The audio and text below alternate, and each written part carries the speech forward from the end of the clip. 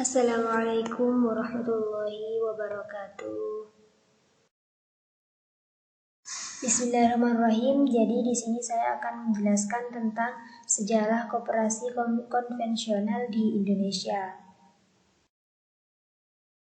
Sejarah koperasi konvensional di Indonesia. Jadi pada dasarnya gerakan koperasi timbul karena adanya inspirasi dari para pembaharu sosial pada abad ke-14 di Eropa. Perkembangan koperasi mengalami 3 masa periode, yaitu yang pertama periode penjajahan Belanda, yang kedua periode pendudukan Jepang, dan yang ketiga adalah periode kemerdekaan. Yang pertama adalah periode penjajahan Belanda. Pada masa tahun 1896 sampai 1908, masa ini merupakan titik awal dikenalnya koperasi di bumi Indonesia ini. Pada tahun 1896, seorang pamong praja bernama R. Arya Wirya Atmaja di Purwokerto merintis sebuah bank simpanan atau Halbsperbank dengan tujuan untuk menolong para pegawai negeri yang terjerat tindakan dalam soal riba dari kaum pemerintah darat. Usahanya ini mendapat bantuan dari seorang residen asisten Belanda yang bertugas di Purwokerto bernama E. Siebold. Tindakan politik pemerintah penjajah yang merintangi usaha R. Arya Wirya Atmaja pada waktu itu dapat dibuktikan di sini dengan didirikannya Algemeen Credit Bank, Rumah Gadai, Bank Desa atau sekarang BRI, dan sebagainya. Periode penjajahan Belanda yang kedua yaitu pada masa tahun 1908 sampai 1927.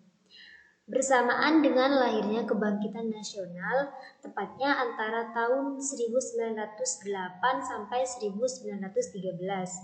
Budi Utomo di situ mencoba memasukkan koperasi rumah tangga, koperasi toko yang kemudian menjadi koperasi konsumsi, yang di dalam perkembangannya kemudian menjadi koperasi batik. Gerakan Budi Utomo pada tahun 1908 dengan dibantu oleh Serikat Islam inilah yang melahirkan koperasi pertama kali di Indonesia bersamaan dengan lahirnya gerakan kebangkitan nasional. Pada tahun 1920, pemerintah Belanda membentuk suatu komisi atau panitia koperasi atas desakan dari para pemuka rakyat. Hasil dari komisi ini melaporkan bahwa koperasi di Indonesia memang perlu dikembangkan. Akhirnya pada tahun 1927 RUU koperasi yang disesuaikan dengan kondisi Indonesia selesai dibuat dan diundangkan pada tahun itu juga. Maka keluarlah Undang-Undang Koperasi tahun 1927 yang disebut dengan Regeling Enhanced Cooperative Vereniging. Periode penjajahan Belanda yang ketiga yaitu pada masa tahun 1927 sampai 1942 dengan keluarnya Undang-Undang Koperasi tahun 1927 yaitu Regeling Enhanced Cooperative Vereniging. Koperasi di Indonesia mulai bangkit lagi. Pada tahun 1935 jawatan koperasi dipindahkan dari Departemen Dalam Negeri ke Departemen Ekonomi karena banyaknya kegiatan di bidang ekonomi pada waktu itu dan dirasakannya bahwa koperasi lebih sesuai berada di bawah Departemen Ekonomi. Kemudian pada tahun 1937 dibentuklah koperasi simpan pinjam yang diberi bantuan modal oleh pemerintah dengan tujuan untuk memberantas hutang rakyat, terutama kaum tani yang tidak terlepas dari kaum lintah darat. Yang kedua yaitu periode pendudukan Jepang. periode pendudukan Jepang pada masa tahun 1942 sampai 1945. Sejak bala tentara Jepang mendarat di Indonesia pada tahun 1942, peranan koperasi menjadi berubah lagi. Karena pada masa itu koperasi dijadikan sebagai alat pendistribusian barang-barang keperluan tentara Jepang. Koperasi-koperasi yang ada kemudian diubah menjadi kunyai yang berfungsi sebagai pengumpul barang untuk perang. Pada masa ini koperasi tidak mengalami perkembangan, bahkan semakin hancur.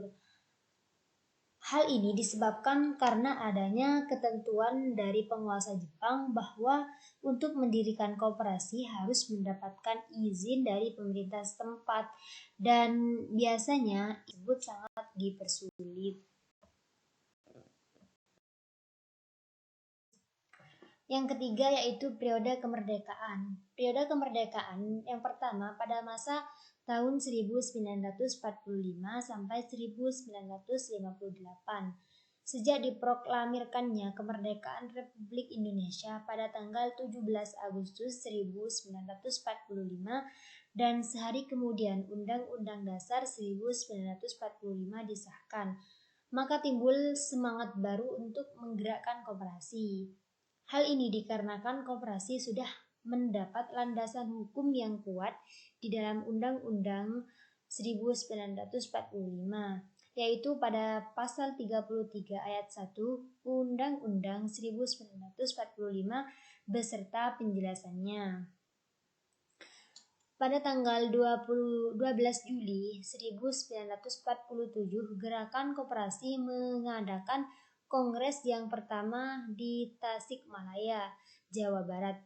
Dari beberapa keputusan penting yang diambil dalam kongres tersebut, salah satunya adalah menetapkan bahwa tanggal 12 Juli dijadikan sebagai Hari Koperasi, yang bermakna sebagai hari bertekad dari seluruh bangsa Indonesia untuk melaksanakan kegiatan perekonomian melalui koperasi.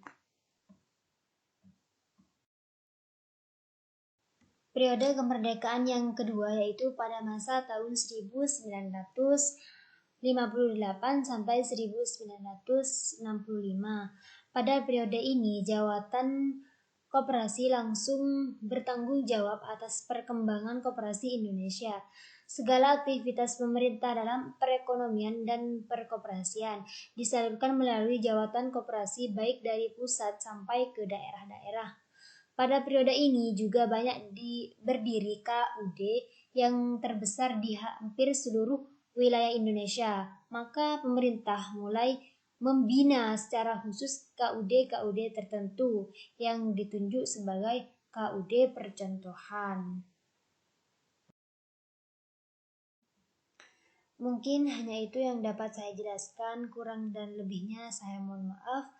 Akhirul kalam, wassalamualaikum warahmatullahi wabarakatuh.